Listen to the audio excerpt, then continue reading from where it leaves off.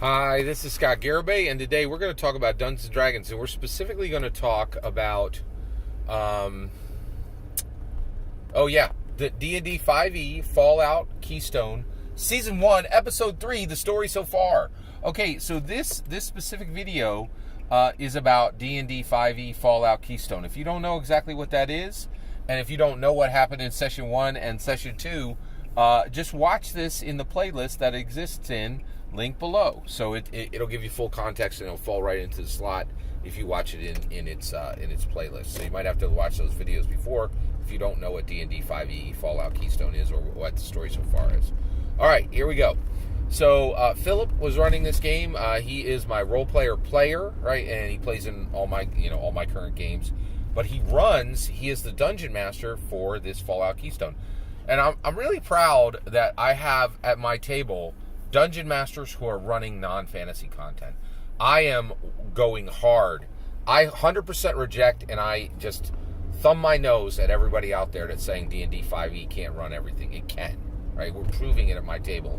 And people are, the people at my table are like, yeah, I could run this in a system I prefer, but the reality is, increasingly, everybody knows 5e, right? And this is a thing. It's across the entire industry.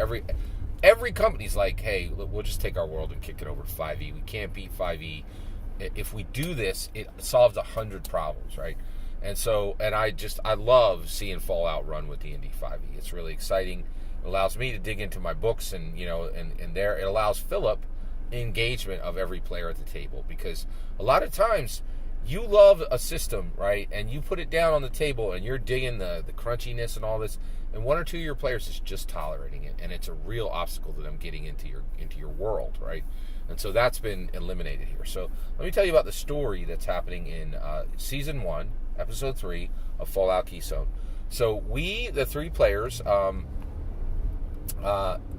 Gabriel is one of the players, and Timothy is one of the players, and then there's me, Scott, I'm one of the players. And so we're all humans from a vault. So we're all vault dwellers who have been sent out as an advance team. And we were told by our vault that the GEC, the Garden of Eden creation kit, that our vault is supposed to have, we don't have. And it's located in Center City, Philadelphia. And our vault is about 20 miles northwest of the northwest of Philadelphia. Our vault used to be in Ludwig's Corner, but the DM kicked it up a little bit farther up. I think like to Wernersteist, or it was a weird name. But in this session we just got to Ludwig Corner. We traveled from the vault, and we reached. So we traveled from the vault and we reached Ludwig's Corner. Now, the amazing thing about this campaign is it is all happening on the very real, very now Google Maps, right? So we are literally traveling from, we went down Route 401 to where it intersects with Route 100, right? And we actually looted a 200-year-old Wawa, right? It's crazy. It's real, and I love this aspect of the game because it is really mixing IRL and fantasy extremely well.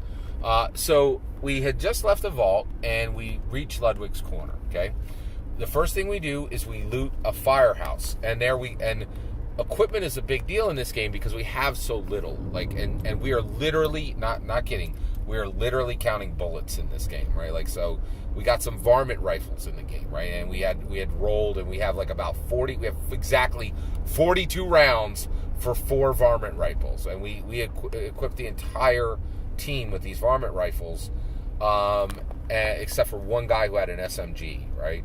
And so it was exciting and fun to just see the. I have mixed feelings. I'm a very Monty Hall dungeon master myself. I like to give out cool loot, and digging through the trash for scraps is a little frustrating for me, but it is very thematic, and the rest of the players are totally get this, and they're on board, and they're counting their rounds, and so we have so we looted a Wawa, we looted a firehouse, we got axes. We got a lot in the firehouse. We got axes, We got gas masks. We got what else did we get? Oh yeah, we got gas masks. We got axes. Oh, we got a hooligan bar there, which is like a very fancy crowbar. Jaws of life were not found there. And we got some food rations, a little bit of food. Food is like a big deal here. You know, we always have to keep, you know, it there. We have to make sure that we have enough to eat, right? And so then we also came across a fair, and there we found a horse. Now, a Fallout horse has like jackalope antlers. It's kind of strange. But we took the time, and we actually domesticated this horse, which was really cool. So, you know, and we actually worked as a team to like corner this thing and backed him into like a, you know, and actually I rushed him, you know, so that he would see. And then when I rushed him, he literally 180'd, right, and ran right into our character with the best animal handling, which is survival from our 5e game. And so, you know, and we domesticated this thing. We built a cart, and we're carrying a lot of gear in the cart. So then we went further down into Ludwig's Corner, and we got to Ludwig's Oyster Bar and Grill, right? And so we get there, and what we found was it was a trap. So we found an entire inventory that was, we found a great inventory of a whole bunch of material, but it was a trap, and the whole trap filled with gas. It knocked all of us out, and then we came to, and we were surrounded by a faction which is called the Chain Gang, and they literally put, you know, their people into chains and then break the chain between them, and they all wear like these chains, right? They all wear these chains around their hands, and it was pretty crazy. So we ended up and it was definitely one of these things where player characters, a lot of times you just cannot get them to back down. So the dungeon master had us surrounded by 20 chain gang people, and all of us were knocked out, you know, by the gas, except one player character kept conscious and started giving the chain gang group some trouble, and actually shot them with his 10 millimeter. I think it's a 10 millimeter handgun, right? And then the rest of us started coming to one at a time and joining in the combat. And from inside the Oyster Bar and Grill, and all the other characters were outside, one of our chemists actually started making these bombs out of flour, throwing the bombs out of the Oyster Bar and Grill, and and actually had this entire combat. And what ended up happening is one at a time, each one of us coming out of the out of their stupor, engaged in the combat. And this is crazy. The 4-player characters actually defeated. We took out 12 to maybe 16 of their people, and then they had a morale break and they ran, right? Which, yeah, it was interesting. I think I think the dungeon master was kind of like understood that he had the drop on us, right? But player characters, a lot of times you just can't get them to back down, and we were just going to fight. And I think we're so early in the campaign, I think the DM just didn't want somebody to die, right? And so, was pulling punches a little bit. That's interesting to see. That is definitely interesting to see. And then at that point, we actually looted all of those dudes. That's where we got the 4 varmint rifles, and we got lots of food. We're flush, right? So we really came out of this extremely well. We did burn the entire oyster bar down, and we were able to rescue a few pieces of food from it. But that was and that was it. That was the whole run. It was a really good story, and we're doing great. He has a 4-session arc. The only problem though is we're supposed to get to the Gek, and we are definitely concerned that he has a 4-story arc, and there may be no finish. Now, I said to him, hey, that's what a montage is for.